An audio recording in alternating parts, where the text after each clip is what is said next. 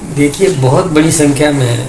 इस भीषण गर्मी के बावजूद भी जनता बहुत उत्साह के साथ में आई और सभा को सफल बनाया। और ख़ास ही ये रहा कि विकास के आयाम जो स्थापित किए, उसमें एक ट्रेन का उद्घाटन भी हुआ। बीकानेर से जो ट्रेन थी उसको हरी झंडी दिखा करके रवाना भी किया।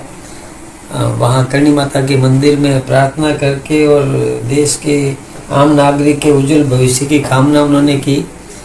फिर वो सभा स्थल पर आए तो कई और उद्घाटन शिलान्यास की कार्रवाई करने के बाद में जो ही उन्होंने ये ऑपरेशन सिंदूर की चर्चा की तो जनता ने उत्साहवर्धक रेस्पॉन्ड किया।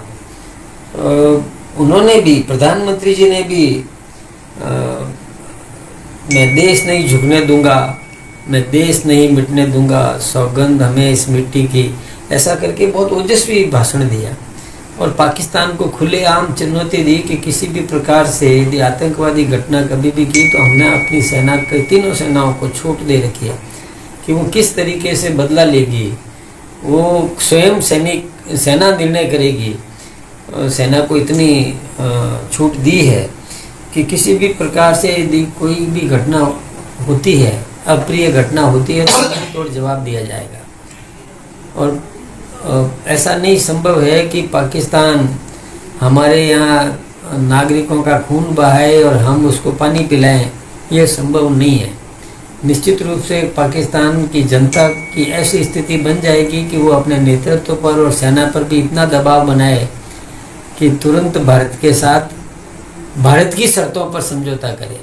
अब यदि कभी भी कोई चर्चा भी होगी तो हम पाकिस्तान ऑक्यूपाइड कश्मीर के विषय पर ही चर्चा होगी। हम और किसी भी बिंदु पर चर्चा करने वाले नहीं हैं। ये छोटे मोटे इश्यूज किसी भी प्रकार के होते हैं तो हमारी सेना मुकाबला करेगी। हमने पाकिस्तान के एयर बेसेस को ध्वस्त किया, आतंकवादियों के ठिकानों को ध्वस्त किया। पाकिस्तान हमारा कोई कुछ भी नहीं बिगाड़ पाया और है ही नहीं, क्षमता ही नहीं है। वो तो बहुत दयनीय स्थिति में पाकिस्तान आ चुका है। उभरने में उसको वर्षों लगेंगे और उभरेगा क्या जब वहाँ की स्थिति इतनी खराब है, आर्थिक दृष्टि से भी इतना पिटा हुआ है। कभी वो आर्थिक दृष्टि से मजबूत नहीं हो सकेगा, क्योंकि जिस प्रकार से वो आतंकवादियों को प्रशिक्षण देने में अपने देश की जनता के गाढ़े पसीने की कमाई लगा रहा है, तो विकास कैसे करेगा? विकास के लिए उसके पास में कोई संसाधन नहीं है। तो पाकिस्तान नेस्तनाबूद होगा यदि इसी तरीके से वो काम करता रहा।